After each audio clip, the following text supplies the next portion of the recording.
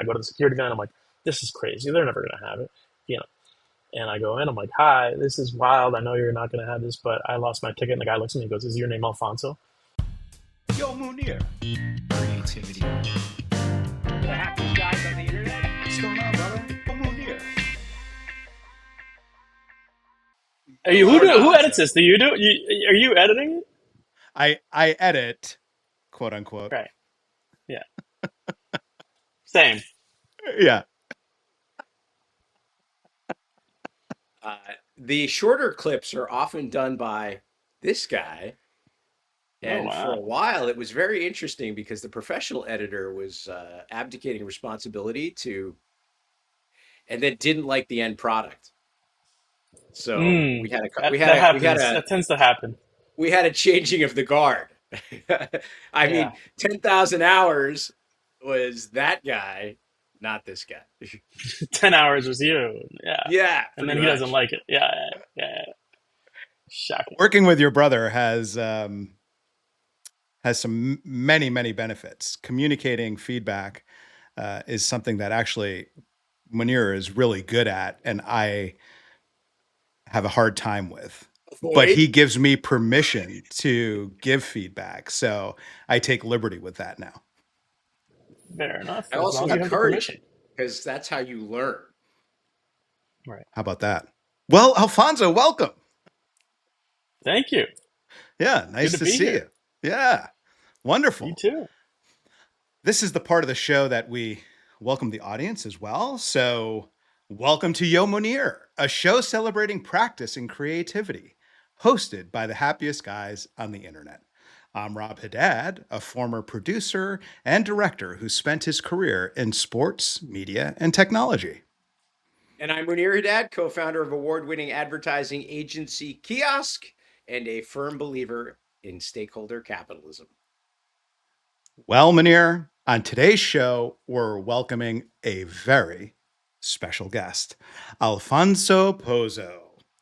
Alfonso is a 5-time Emmy winner, a storyteller, and one of the most versatile forces in sports and documentary television.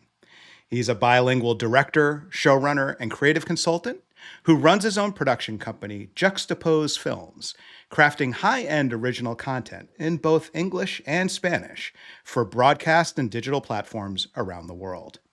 You might know his work from the ESPN 30 for 30, The Dominican Dream, which traces the wave of Dominican immigration to 1980s New York through basketball phenom Felipe Lopez. Before setting out on his own, Alfonso spent 18 years at MLB Productions and MLB Network, where he was a senior producer on the Emmy-winning Showtime series The Franchise, and directed the documentary Cuba, Island of Baseball. Born in Spain to a Honduran father and Cuban mother, Alfonso grew up in Honduras and now calls Brooklyn home. He's a diehard sports fan and travel enthusiast, having visited over 50 countries and attended 4 FIFA World Cups. Please welcome a dear friend and collaborator, Alfonso Pozzo, to the show. Thank you for having me. Wow, that was quite the intro, man. I feel like I'm walking out on stage on the Arsenio Hall show. You know? Yeah. Well, we appreciate that. It's interesting. A lot of our guests are always like, oh, wow, I've done some things. Yeah. It's interesting to hear it out loud. You know what I mean? Yeah. I as a creative, are you ever reluctant to sharing your accomplishments? 100%. It's part of being a freelancer, which I am, is selling yourself and finding the next job and the next gig, and that's the part. And I hear this from a lot of my colleagues and contemporaries that I enjoy the least. And I think I'm, not amazing at it. I've gotten a little better at it over the years, but I think largely the way that I find it works is, listen, if you do a good job and you're not a horrible person, the phone will ring again, hopefully, So that's how kind of I sell myself. I hate to say like the work speaks for itself, but it's kind of a cliche. But I've been trying a little bit more to sell myself a little bit. You know what I mean? Like you got to obviously do the social media stuff, the LinkedIn, activity, which I'm not wildly active on, but I try and keep up. But yeah, no, it's it's kind of strange to hear it out loud, because it doesn't happen often. You know.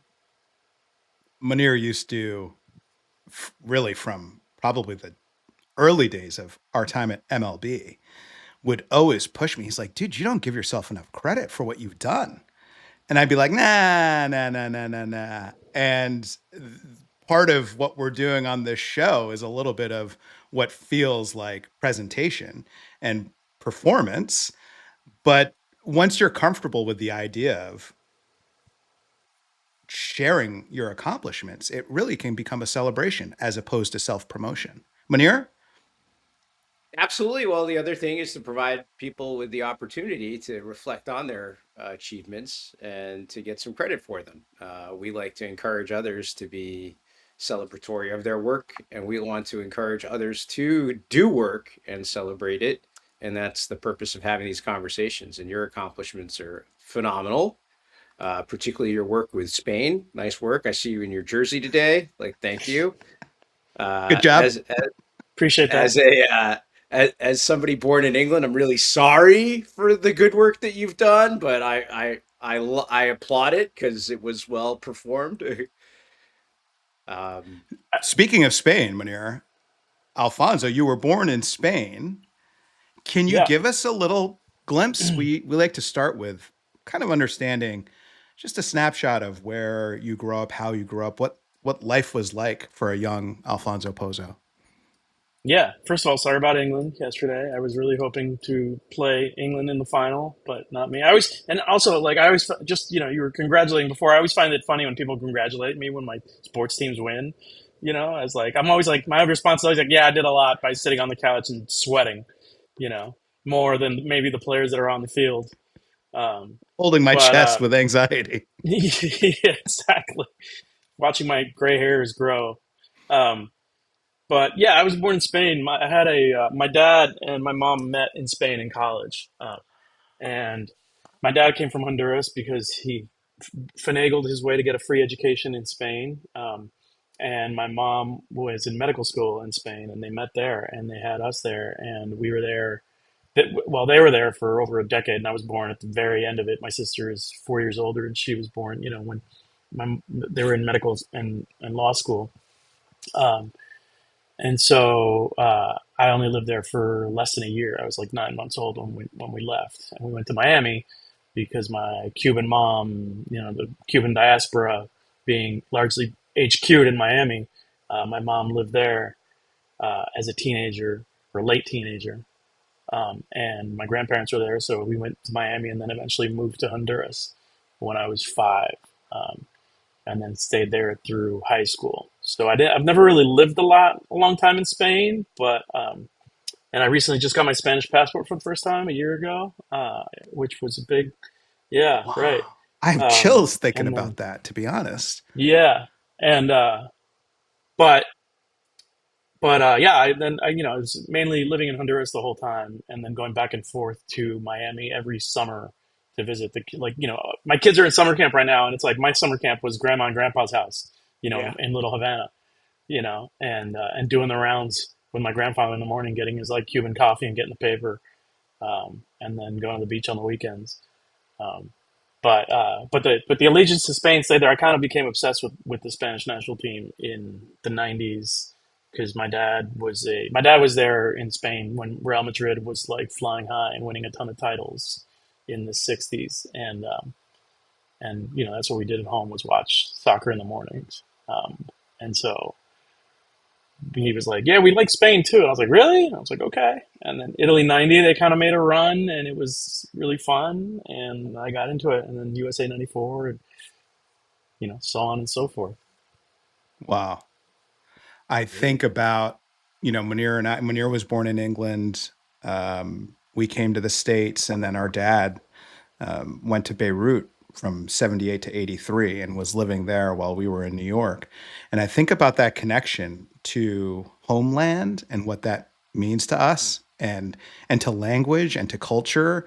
And it's part of like this journey that maybe we're on, the seeking something. And I'm wondering where else that shows up? Does it show up in other places beyond soccer for you?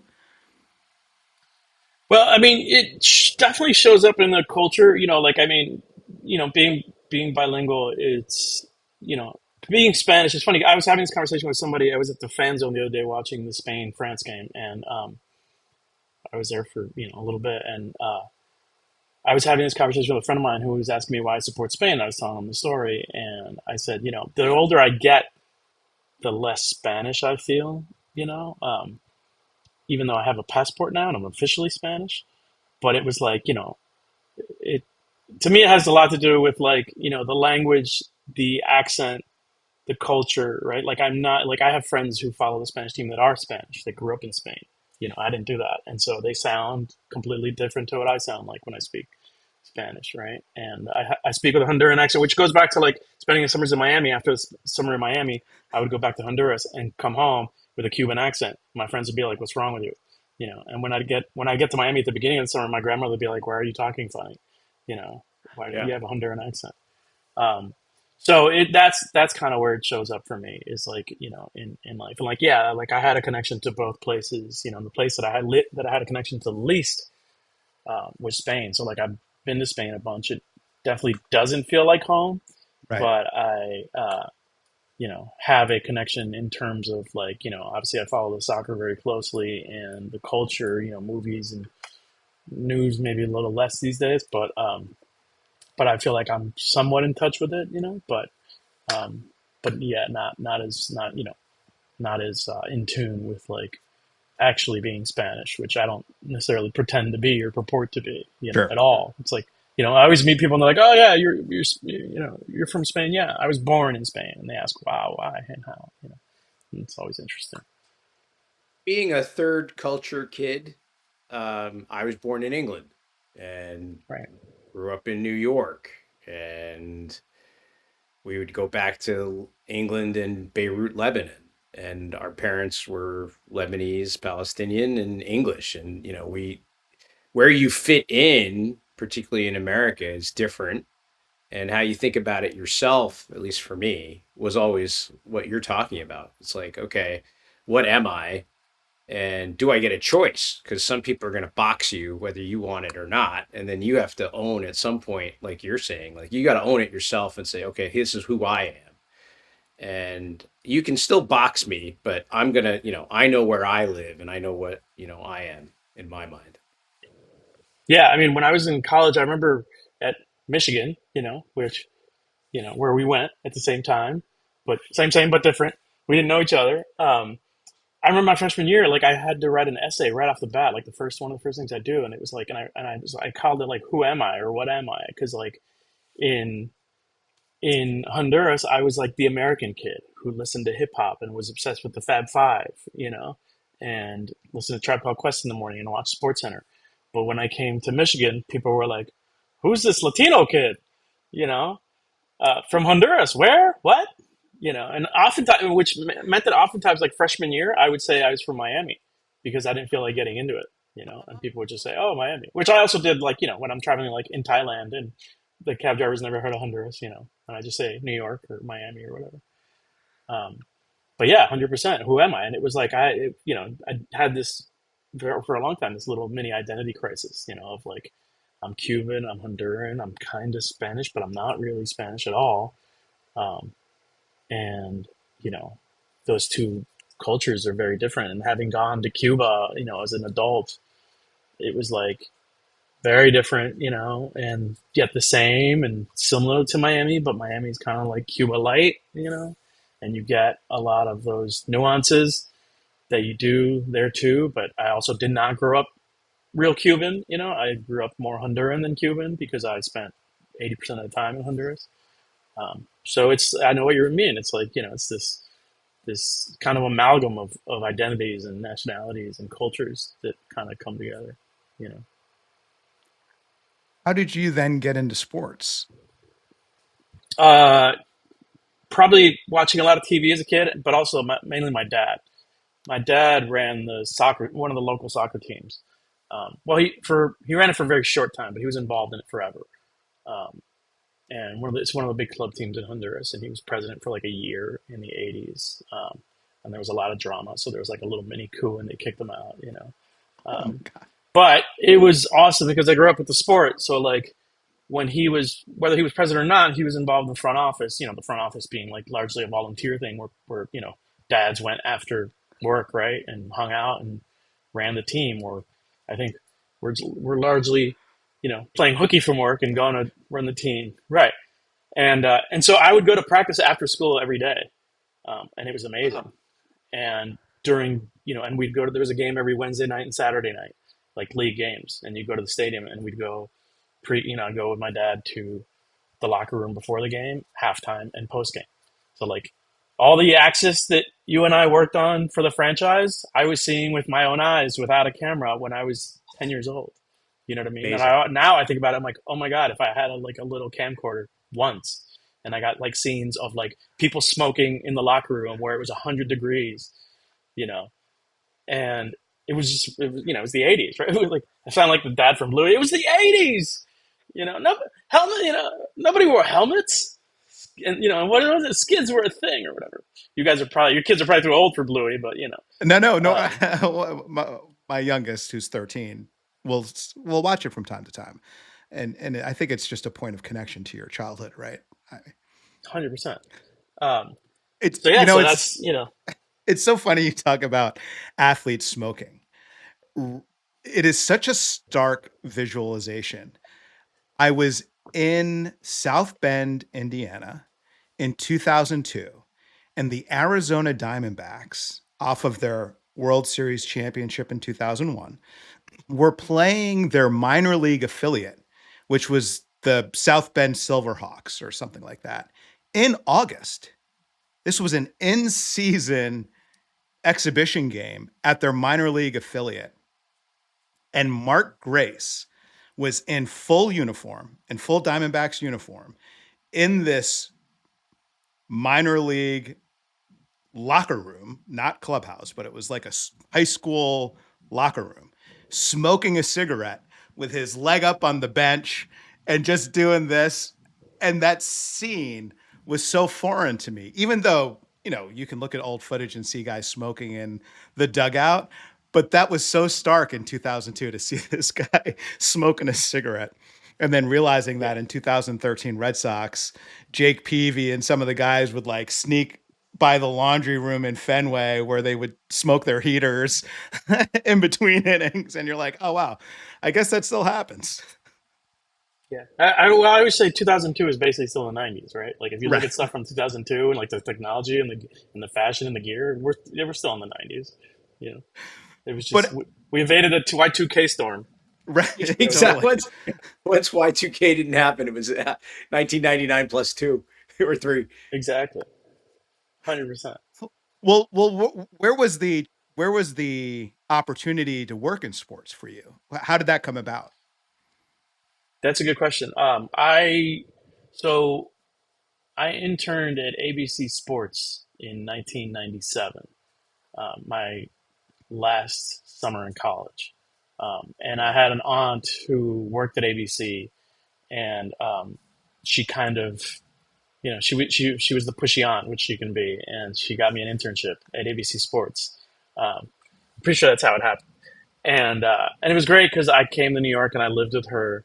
Um, I lived with them for the summer. They still live here, and I lived in their basement, you know, and we commuted together to the city. And I would go to, it was on 66th Street, and I would go to one building, and she'd go to the other building. I think, which is, I think still the building where they shoot like The View or whatever, you know, like in the studio. She would go. She was a costume designer in daytime TV, and so she was.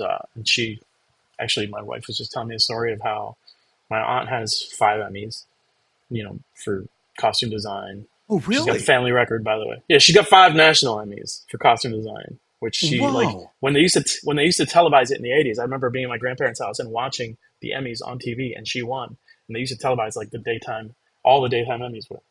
And and my 4 year old, almost 5 year old, was at my aunt's house the other day and pointed at her Emmys, and she's like, "Look, just like we have in our house," you know. But yeah, so I worked in '97, and I worked at ABC Sports, and I was an intern slash PA, and I really just like logged headshots on tape, and paper, um, and did a bunch of random things, and got actually the coolest thing I did probably was I got the opportunity to go pick up Evander Holyfield at the airport, because they did it was like soon after the Tyson Holyfield fight, yes, where he bit his ear.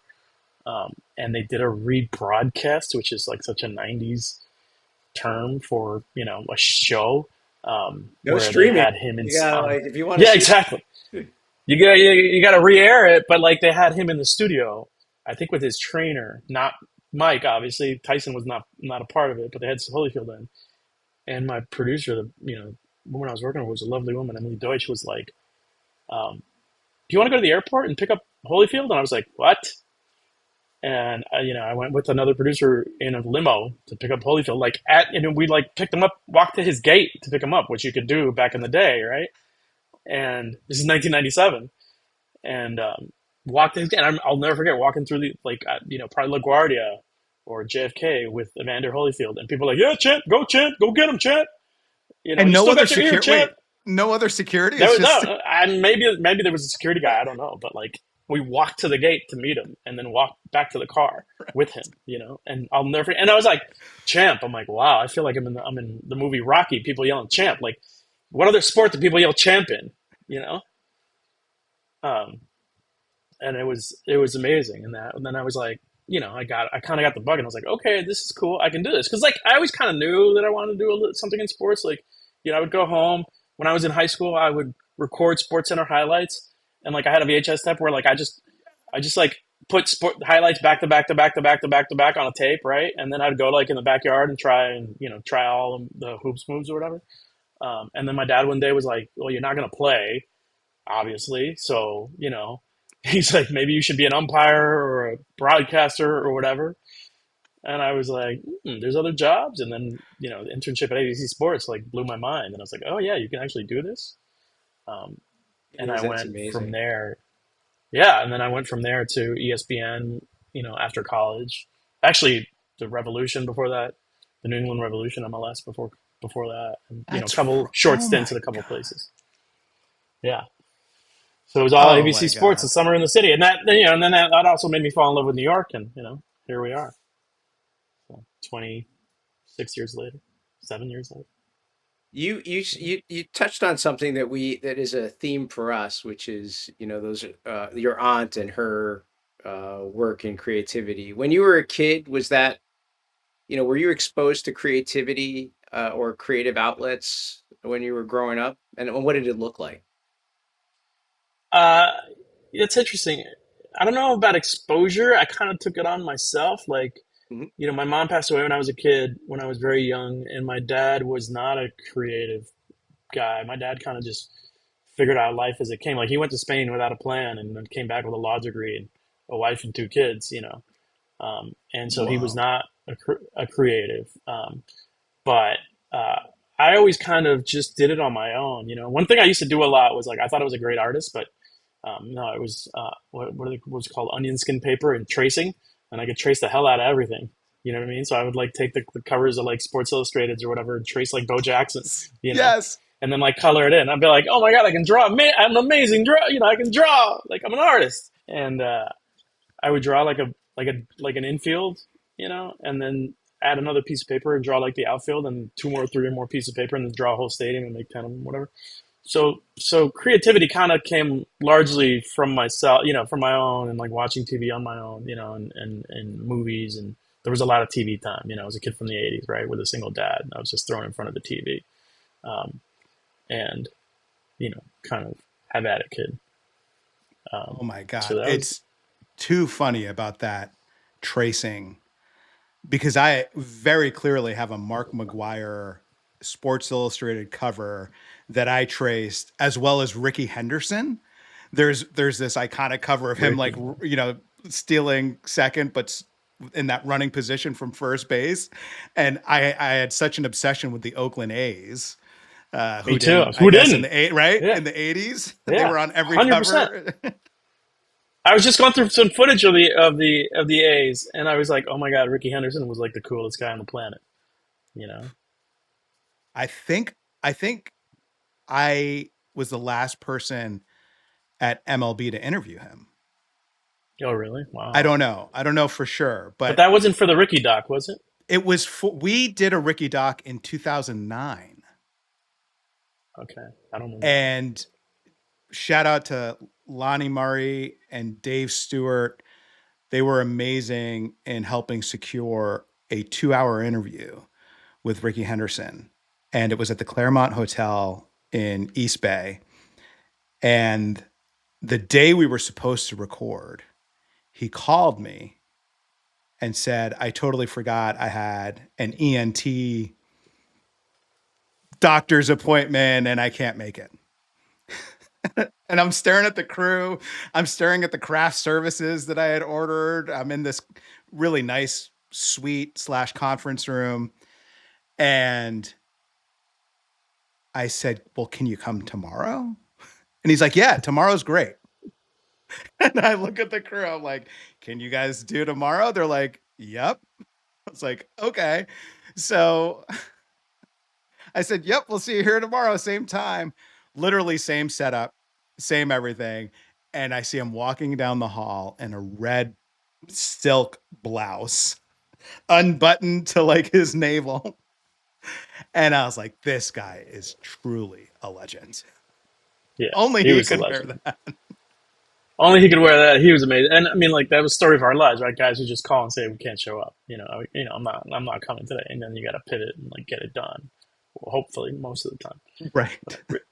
Those A's teams are the coolest, man. Like, and also being Cuban, my grandfather was a baseball fan, and Jose Canseco was like the idol. You know what I mean?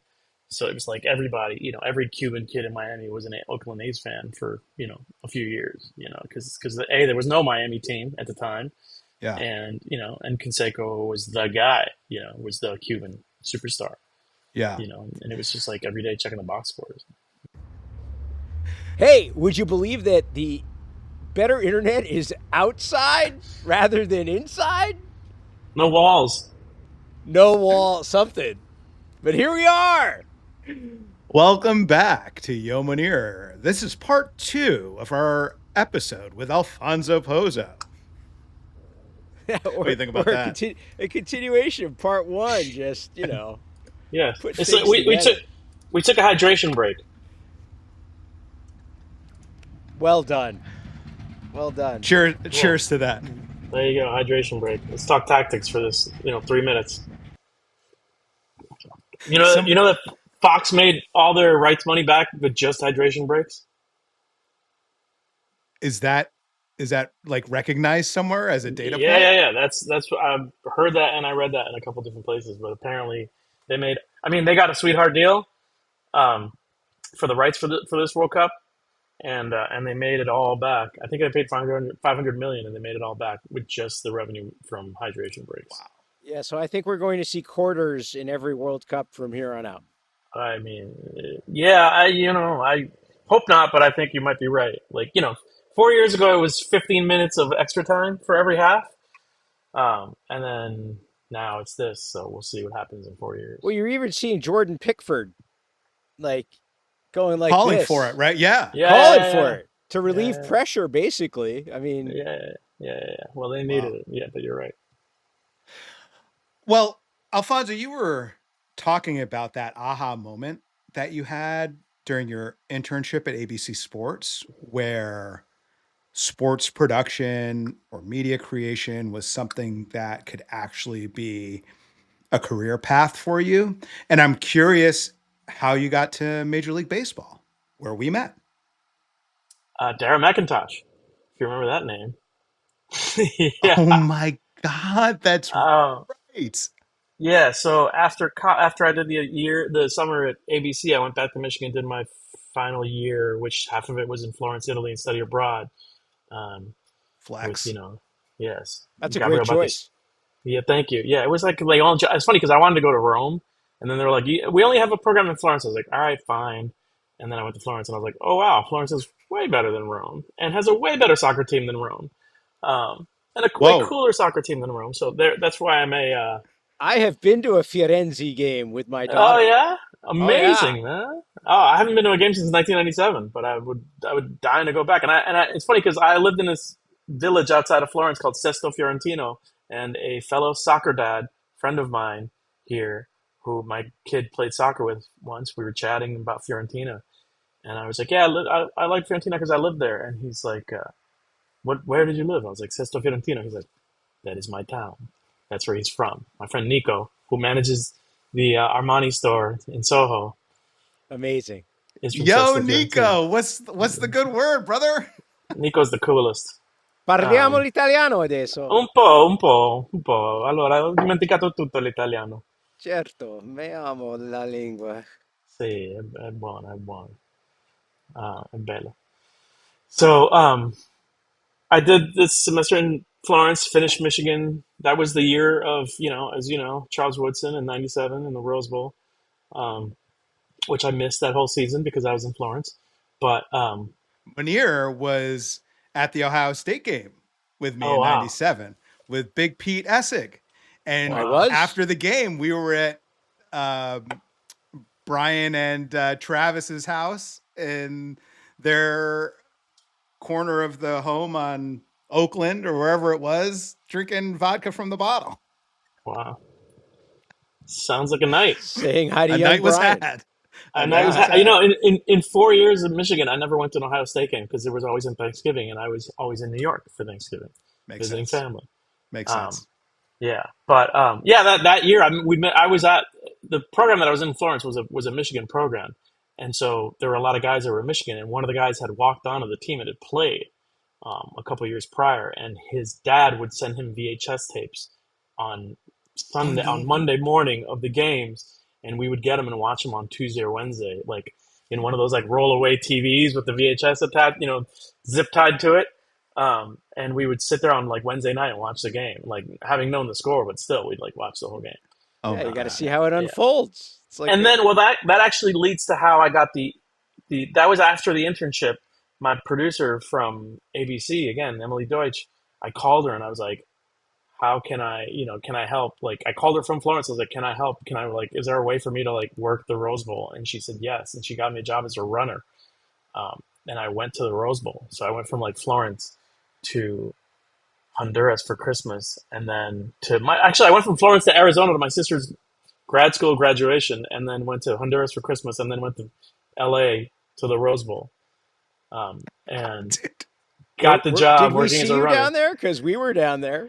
I don't think we didn't know each other. We didn't know it. We had mutuals that we found Yeah. out once we started That's working why I'm together wondering at if we MLB, saw but him. maybe we saw him. No, we Coulda didn't know saw each him. other yet. We met, so that was '97. We met 2 years later because from there I graduated in '98, and then my first job was I applied to like every sports team that was based in a city that I would live in. So in college I had the wall of rejection. I had letterhead from every sports team on my wall of people Thank you, no rejecting thank me. you. Yeah. Yes, exactly. Saying like, "Well, keep your resume on file." So I had a wall of rejection of letters from every sports team with like everybody be like, "Oh my god, you got the New Jersey Devils! That's so cool!" And I'm like, I don't even know who these guys are, because I don't know Oh anything about my hockey. God. When But the when you one were a runner at ABC, did you ever run into a guy named Brian Movelson? I don't think so. I don't He think was BMO. a so. spotter. He was a spotter for Brent Musburger. Oh wow, nice. No, I was. I don't even think I actually had a role that night. Like, you know, I think I was supposed to like run cables or something, or like fetch coffee and whatever. And I showed up in like a shirt and tie. I didn't know how to dress, and then everybody's like in shorts and t-shirts, and I like quickly took off my tie and stuffed it in my pocket, and like rolled my sleeves up and unbuttoned my collar or whatever. But I don't, all I remember is running on the field post game, and like high fiving all the players. And, I couldn't tell you what I did that night. So no, I don't think I ran into your friend. But that's that kind of got the ball rolling as well, like working a live event for the first time, and after like having grown up going to these events as a kid, but like behind the scenes very much, much smaller scale, you know. Um, and then I went to when I applied, the one team that answered and gave me a yes was the New England Revolution, startup MLS, right? 1998. The league was a year old, maybe, or Wow. 2 years old. 2 years old. I think I started in '96 because it was like a springboard of the '94 World Cup. Whatever. Um, and I moved to Boston and worked for the Revs as the basically the number 2 PR guy as an intern. Um, That's and fantastic. yeah, and they were like Did go ahead. your familiarity with soccer help? Yeah, 100%. Because the guys covering the team were like beat writers. They were like old football beat writers that didn't know the sport, and literally they'd show up to practice every day and be like, "What should I write about today?" And I'm like, "Well, our goalkeeper played in England before." And he's like, "What?" You know. And they'd be like, "Where'd they play? Manchester United?" I'm like, "No, no, no. He played in the third tier." But still, okay, I'll go talk to him. Preston And North End. yeah, exactly. And then Ian Flair, I think was that goalkeeper's name. I should look him up. But he was, and then then you'd like that story would be in the Boston Globe the next day. You know what I mean? Or what's the other Boston paper, the smaller one? Boston But Globe is good. yeah. And so it wasn't like Dan Shaughnessy doing it. You know what I mean? It was like the football guys who were like real close to retirement, who got stuck covering startup soccer. Wow. And so I did that. I did that for 6 months, and I got a job at ESPN. I applied on the internet, I think, and I got a job at ESPN, and I went to do SportsCenter as a SportsCenter PA, which was terrible for 6 months. Working. I mean, that wasn't terrible. I learned a ton, but it was just not what I wanted to do because it was live TV, and I quickly figured out that live TV was way too stressful, and I hated it. And I moved to Bristol, Connecticut. I live in hard-hit New Britain, but I worked from 6 p.m. to 3 a.m. every day, and would wake up at noon and just kill time to go to work, and was incredibly stressful, And I figured out that I didn't want to do live TV. And the thing at ESPN was that I think they still might do this, was they would hire you as a temp and test you out for 6 months and to see if they would keep you. And Wow. if not, if you worked out, if you got it, then you got it, and they kept you on. And I think when I got there were 125 PAs, studio PAs, and I was and they would let you know very clearly that you were one of the 125. And you had to work your way up. Stack ranked. Correct. And you're 125. Good luck, kid. Go get them. And I was like, this is wild. And I'm like, because that was the mecca, right? You wanted to be in Bristol and SportsCenter and whatever. And meeting all those guys was amazing. And the day I left, I remember Trey Wingo was like, "What's this, BS that you're leaving?" And I was like, "Oh wow, you know who I am? That's cool." But then Dara McIntosh was also a studio PA. The name we come back to Dara McIntosh, and she got the gig at MLB. She had interviewed with Dave Check and Dave Gavan, and she left. And she was like, "Tomorrow's my last day." And I barely knew her. We just we're friendly because we worked the night shifts together. And I said, jokingly, "Take me with you, take my resume, because I don't like it here, and I don't want to live in suburban Connecticut for the rest of my life." And she called me, called the studio, called the screening room, weeks later, and somebody said, "Pozzo, you have a call," and I answered it. It was her, and she's like, "Hey, they want to hire you. They're looking for people who speak Spanish." And I said, "What?" And I drove to New York, and I interviewed with Dave Check at what was the name of that post Free Empire house? Boulevard? No, it's Green something. And I interviewed with Dave Check at a edit house in Manhattan, and a few weeks later I moved to New York, and that was how I got there. And then Dara didn't last very long, right? She was there for what, maybe a year? Yeah, she had because you were already aspirations. Yeah, I was hired February 8th, 1999. Yeah. And I believe Chris Luby, shout out to Chris Luby. Chris Luby was hired February 10th, 1999. Yeah. I think I was May 10th, 1999. So there you go. And you went to Cooperstown, right? I didn't go on the Cooperstown trip. I was on the Cooperstown trip, which was in February. So I was hired, and a week or two later, we take a class trip, as it were, to Cooperstown. Company retreat. And that summer I played for the commissioner's office in the David Cohn charity softball tournament. Wow. And there were league executives, I think the CFO of Major League Baseball was on the softball team, and he brought his 14-year-old daughter, who was a fast pitch pitcher. And for our last game of the tournament, they allowed the opposing team said, "Yeah, she can pitch. Let her pitch fast pitch." And she threw a perfect game. Oh, wow. Oh, my God. That's a She threw a great story. perfect game in a charity. That's a great story. That's amazing. Just smoking everybody. That's amazing. Oh, times were had. Times were had. Yes. What, Yes. what was there an MLB aha moment for you? Whether it was a project that you worked on or story you got to tell, where you really felt that the work that you were doing was meaningful and you were at a level of expertise that you started to appreciate and was like, wow, this is pretty exceptional experience. And also I'm pretty good at this. First of all, I don't think I'm an expert yet, because I think I'm still learning as we go, every day, especially as a freelancer, you're like, wait, what?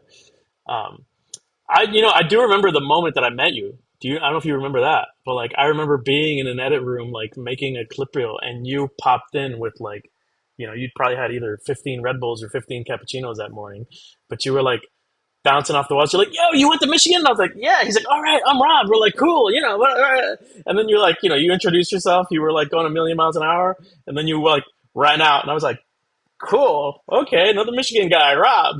All right. But you were like so welcoming and energetic. And that I remember like there's not like, I don't remember when I met Chris Luby or Steve On or, Right. there's only a handful of people that like, or Tarek Naudi, you know what I mean? There's, I remember when I met you because you could like, came in, you like it was like the like Risky Business when he like slides into the frame, except you were wearing pants. Wow. Well, thank you for that. Were you in the edit room just on the other side of the doorway? Yes. Yeah. That was like it was like on the what was that company called? Phoenix. It was on the Yeah, Phoenix side. Like once you went SNS. through the doorway, you went through the portal to Phoenix. Exactly. SNS. That was the edit room. Exactly. Yes. I Yeah, do remember that was that. the one. I do Amazing. remember. I'm like remembering the smells of that building right now. I would rather not. Yeah, I'd rather not too. Totally. I don't know if it was a perfume company or just a company that processed chemicals, Yeah. but on the ground floor, there were people in lab coats who would always be outside smoking cigarettes. And we were on the 4th or 5th floor, and Lager Row was just against a wall, not an exterior wall, an internal wall. And every so often there would be this fume of wafting, heinous smell. And we'd all look at each other thinking, this cannot be healthy. Yeah, no, 100%. Lager Row, which is still the name of our group text, by the way. 27 years Amazing. later. That's fantastic. 28 years later, because that was 99, right? Yep. Yeah. We'll leave it at that. Yeah, exactly. Did I have an aha moment at baseball? I don't know that I did, to be honest. It was like a gradual process of like, and like they gave us a lot of opportunity, right? Like they gave us a ton of freedom. They let us kind of do what we wanted. If you wanted to go in the field, you could go in the field. If you wanted to be in the edit room, you could be in the edit room. It was a place where they really brought us up in a well-rounded way. Like if you chose to go that route, right? You could also choose to just sit in the edit room all day long and do that, Or you were so good at editing that it was performance punishment and you had Correct. to edit on high profile projects because you were the best editor. Right. I think that came from me later in my career there, where like I couldn't stop editing, and I actually still today I can't stop editing, but yeah, there was, But dude, there were a lot of projects like that. I'm thinking about David Ortiz. I'm thinking about Mariano. I'm thinking about, the stars of the game during our tenure were Spanish language stars. 100%. I think honestly, when they gave me the reins of Sabor, so we used to do a weekly Spanish magazine show, as they called it then. If you said magazine now, it would be like, who is this old guy? What's that? Yeah, exactly. What's a magazine? When that was a weekly show that we did, and I think the first season we did 30 episodes, which was insane. And we had to shoot all these episodes, and they just I was the only native speaker, and it was in Spanish, and we had a female host, and we shot with a player co-host every week, and it was just like the Wild West. We just kind of decided, here are the guys we want, and somebody from the league office would reach out and they'd say yay or nay, and we'd go. And um, given the having been given the reins to that program, that project, that show was pretty cool. And that was like, I think that was when I was like, okay, I can do this and I can run this. And, and the creative juices were flowing because it was like, a lot of it was like just filling holes in the grid, right? Like we have 30 shows. Who the hell are we going to get for next week? The week after that, the week after that, the week after that. And then you got to shoot them. And then we'd be like, we got to be like 3 ahead shooting, and sometimes, you go and you shoot 2 in a day. And then you'd be like, okay, now we got to go to Queens and get Melvin Mora like tomorrow because we don't have anybody for Monday, whatever. I tell you what, it And was even though my Spanish is poor, I was an editor on that show. yeah, yeah. I mean, no, I don't think there was a proper Spanish speaking editor on that show. That wasn't me. Maybe it was Roy, who was learning Spanish at the time, Roy Clovis, and Or then. Victor Delgado. But did Victor ever edit? I don't know. No, but he would have been a Yeah, PA or a right. field producer supporting. Yeah. And we had Spanish language speakers who could help us translate and let us know where the edit points were. But Right. it got to a point where you could start picking up, especially if you were working with Dominican players versus Venezuelan players, you could start picking up the slang and the dialect and understand where the breaks were and edit it that way. Yeah. 100%. And I remember when we launched, when that first episode dropped was the summer of 2002, and Check, our old boss Dave Check, who I'm currently working with today, Amazing. was like, oh, the first show is slated for this date, and this, we start rolling them out this week, and I was, or not this week, but like in the future, and I was like, well, that's gonna be a problem, and he's like, why is that? I was like, because I'm going to the World Cup, and I went to the 2002 World Cup in Japan, Korea, and the show started, and I was like, I've already booked my tickets. I got game tickets. I'm like, I'm sorry. Like, if you want to take me off the show, take me off the show, but I'm going to the World Cup. It was my first World Cup. And I went, and Tarek Naudi and Chang Choi and you and a lot of other people totally picked up the slack and delivered the first couple of episodes while I was in Japan and Korea, watching Spain at the World Cup. And I'll never forget that. And I was like, and I remember like calling from Japan and like Tarek and being like, hey, how's it going? What do we need? Whatever. It was just like wild. And then I came back and we finished out the season, and we did 5 years of that show.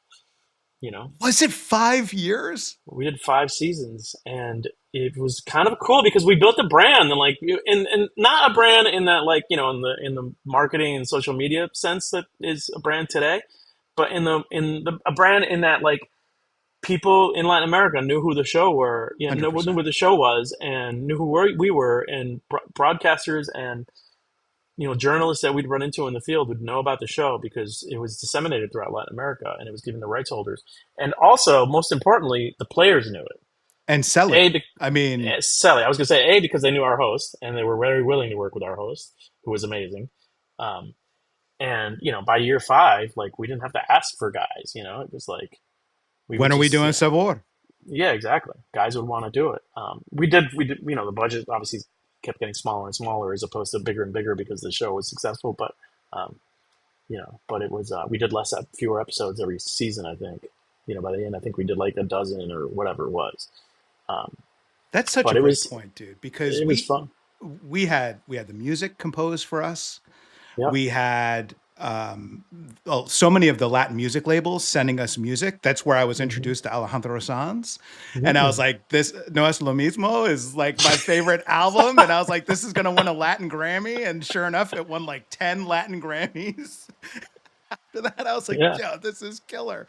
Yeah. And, Tarek actually speaks Spanish, right. but from his education in Spain. Right.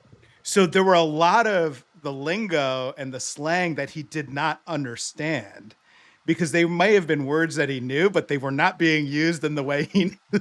Yeah, he would ask me, and then I would ask our Dominican PA, you know what I mean? Who I was like, I don't understand this slang because I would have new to New York, hadn't been exposed to that much Dominican culture, and a little bit of Caribbean or Puerto Rican or whatever, and I wasn't so close to the Cuban culture anymore because, I hadn't spent summers in Miami in, a few years now. I was out of college. Um, and we kind of figured it out as we went along, and they totally handed us the reins of that show for the most part. Shout out to Sarah Luarte, who was baby, it really was, and got all the deals done Oh my and God, that's right. yeah, and made it all happen, and had the deals done with the Sony. I remember it was like Sony Music and whoever else. And I remember once I even went to the Sony Music office in Miami on Lincoln Road, um, and it was amazing. Like, we don't know how good we had it, and also like the fact that our bosses didn't speak Spanish. We would just make the show up and put a VHS on our boss's desk, and he would watch it and send us notes. They would send us notes like for next week, not for this Right. week. So like for next week, think about this. And I was like, how is this guy giving us real feedback? Yeah, he doesn't understand the language. Jack loved that But he show, was though. good. Shout out to He Dave did. Jack. He did love that show. And it was a fun show, and we had a lot of freedom. We did a lot of stuff when we went all over Latin America in the off season to shoot stuff, and guys were like, very welcoming and let us in their house, and Wow. yeah, it was fun. It was fun. So that's the long-winded answer of like, that was when that was the aha moment. I was like, I can do this. I can run a production. Wow. Well, you What were mentioned the things World about Cup, and I do remember it was kind of a running joke in the office where Alfonso would take his 5 weeks off to travel to the World Cup. But Yeah, well, it's incredible. You've been to 4. five. Five. This was Okay. 5 now this year. Yeah, 5 is this year. yeah.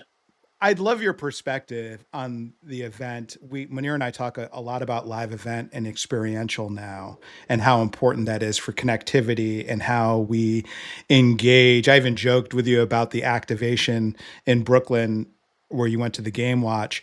But I'm curious, you have so much experience with different sports cultures. Mm-hmm. Is there a favorite that you've come to embrace and enjoy and kind of take on as a secondary team? Or is there a World Cup experience that really stands out? You shared that story about South Africa and Spain's first championship back in 2010 on LinkedIn. I thought that story was incredible. Yeah, yeah, that was cool. That was, 2010, the stars kind of lined up for me. So having grown up in Honduras, Honduras had only been to one World Cup, and that was in 1982 in Spain, and, got eliminated quickly. Although we had a great performance, we tied Spain at home. Spain was obviously at home because the World Cup was in Spain. And so we qualified to the 2010 World Cup. Honduras was the first time in 28 years, and only our second time ever. And it happened in the 95th minute thanks to a goal from Jonathan Bornstein on the U.S. team, who was playing Costa Rica and D.C. while we were in El Salvador.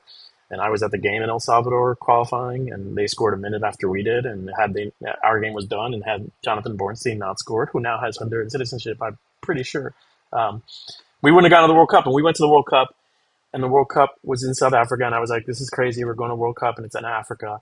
And the year before, in 2009, 2 years before, I met my wife, current wife, and we met, and somehow her parents lived in South Africa. And Oh my God. 2009, we started dating, and she's like, "Yeah, the World Cup is in South Africa. Are you gonna go?" I was like, "Yeah, my parents live there." So then I went to South Africa, met my in-laws. I went to see Honduras. I got tickets. The way tickets used to work for the World Cup, I don't know if they still work this way, is you applied for follow your team, and you could pick how far you wanted to follow your team. So I picked to follow Honduras all the way to the final, because knowing that we're not going to go to the final, most likely, if your team doesn't get out of the group, you follow the group winner as long as they go, as far as they go. And if you, at the time, if that team got eliminated, then you found, if you got awarded, I applied for follows to 7 games, and if you got awarded the 7 games, if that team got eliminated, then you'd follow the next team, And so Spain and Honduras were in the same group. Spain won the group, and I followed Spain all the way to the final. Having been a Spain that's pretty fan cool. all my life. Yeah. So, and then I also, we went for 6 weeks, not 5, 6 weeks. Usually I'd go for like 2 or 3 weeks. That one was the wild one where I went for 6 weeks, because I was the only way I could book it was with miles, and the only tickets available were like before and after the World Cup started. Right. Oh my And and Grace, my wife, came for the middle 2 weeks. We went to her parents. I met my in-laws for the first time. And the story that you're referring to is when I lost my ticket to the semifinal. We went to the semifinal in Durban, and we had 4 tickets. There were three of us, and so I like stood outside. I have a picture of myself holding a sign that says "selling one ticket," and everybody's like, "You're going to spend the night in a South African jail. Trust me, you don't want to do that." And finally, I sold the ticket, and of course, we walk in. I sell the ticket. Now we have 3 tickets for 3 guys. We walk in. We go to this big security perimeter. You go to the ticket taker, and I, reach in my pocket, no ticket. We walk around. I'm like, "Where's the ticket? No ticket." We trace our steps. We walk around for an hour, back to like the entrance where we came in, look around the floor, no ticket, no ticket. I go to the security guy and I'm like, "This is crazy. They're never going to have it."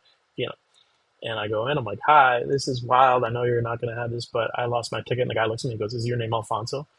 And I said, "Yes." He's like, "Someone returned your ticket." And I was like, "Wow, there are good people in the world. Soccer fans are the best." Um, and so I had my ticket, and then we get to our seat, and of course, the guy sitting in the seat next to us that we sold the ticket to was not the guy that we sold the ticket to. He turned around and sold it to somebody else, or maybe gave it to his buddy or whatever. Um, but yeah, but I've been to. So this is my fifth World Cup. I went to Japan, Korea 2002, Germany 2006, South Africa 2010, and Brazil 2014. And South Africa 2010 was probably the most meaningful for all the reasons I just mentioned. Yeah. 2006 was probably the best experience overall, in terms of just soccer culture, World Cup, it being in Europe, being in Germany, where we were taking trains everywhere, and every train was just jam packed with fans, and every street was like, I mean, you guys have been to Europe, it's like, bars everywhere, people just congregate on the streets and little streets, and everything is just jam packed, which was not so much the case here this year, because you'd also walk to all the arenas or take a Right. train to all the arenas, which were also, I might add, free at every World Cup I've been to. All the trains and transportation and bus, Wow. no matter what. You had to show your ticket, which you never had to do because you just followed the giant crowd. Yeah. Um, and Wow. Yeah, Germany was probably the most fun. I went with 3 buddies, and we saw a bunch of games, and we just took trains everywhere. We were backpacking, as you did when you were in your 20s, and and we Well, often left our bags in lockers and stuff like that. that this is thank you for gracing us with these stories. It is awesome to reconnect in this way because it's formal and structured. Right? Like if we caught up, we wouldn't have Right, had any of these conversations. totally. So thank you for humoring us and gracing us with your presence and allowing us to, investigate how you grew up and how you got to where you are today. And we always close with our mixtape theme. Munir, you want to kick us off with what we're doing today? Yeah, I think we were wondering about songs that invoke football. And we'd love Sure. to hear from you. What 3 songs or more remind you of football? All right, that's a great question. Well, I mean, there are so many, and like this year, what happens every 4 years is you keep hearing "It's Coming Home," right? So like, songs like that, songs like Seven Nation Army that are like, insanely catchy. I'll never forget at that World Cup in 2006, Seven Nation Army was like pounded at every stadium, and it was amazing because the entire stadium would chant it. um, you know. But there's a Honduran song that is kind of the anthem of the national team, and it's called Adelante Selección. And when Honduras plays and you go to a game, you hear it out of every car, you hear it on the radio, you hear it, people singing it. But really, like the experience of songs, and there's like a lot of them. Like there's an old '70s Italian disco hit which turned into Ale Ale Ale Ale Ale Ale. Um, but for me, the when I think of a song in soccer, it's your national anthem when you go to a game, Mm. and that really hit me hard. I mean, I remember growing up and going to World Cup qualifiers at home and on the road sometimes, and singing your national anthem. But when you sing your national anthem in a stadium full of fans of your country, outside of your country, that's the moment. That's when it hits you that this is like the biggest game in the world. That you're full in a stadium full of fans that share an experience with culturally growing up, right? And the first time that really hit me was 2001. I went to a USA Honduras World Cup qualifier at RFK that we won 3-2. Honduras won 3-2. And for a long time, I think you guys didn't lose a game for like 20 years. And I say you guys because I'm not a US fan, even though, I grew up in the US largely as well. But that was the moment when they were like, it was a game at 10 a.m. The game kicked off at 10 a.m. because of college football. And Wow. there were, RFK held about 80,000 and there were like That was huge. 75,000 Hondurans there. And everybody singing the national anthem. I remember I was with my sister and her best friend, and they were both crying. They had never experienced that, And I was like, "Oh my god, this is amazing," And ever since then, like belting out the national anthem. I've been to World Cups after that where I went to see Honduras, and it wasn't the same thing. It wasn't as powerful as that first time. So, dude, that is epic. That is why we do this, Munir. That's the mixtape. Better believe it. Yeah. Mine are not as moving, but go ahead, Munir. I was going to say, what do you got? Yeah, mine are not as moving, but the first one is sentimental.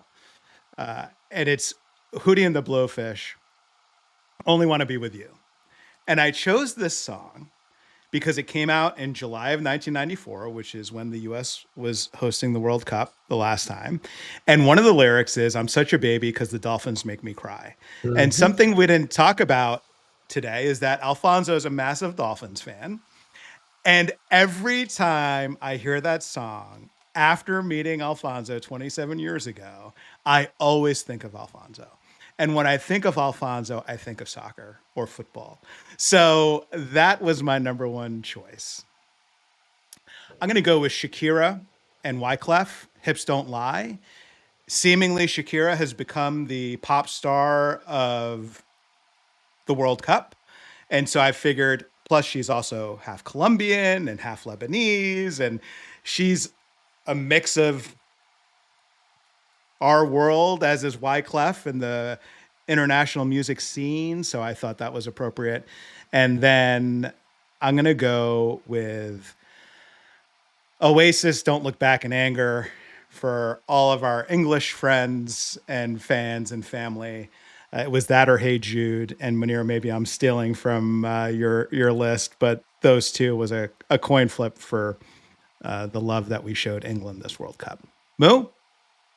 Yeah, there's a few of the songs that I would have picked have been on your list, but I had a lot of them just in case. So I can help out a little bit. I Freed from Desire, which is Gala, which is played a lot. You'll hear it on the stadium track. It's a 1996 Eurodance hit, Italian singer Gala. I am a Liverpool Football Club fan, so You Never Walk Alone by Jerry and the Pacemakers, although from on a mixtape, it's a slow down moment, but talk about songs that make you feel something.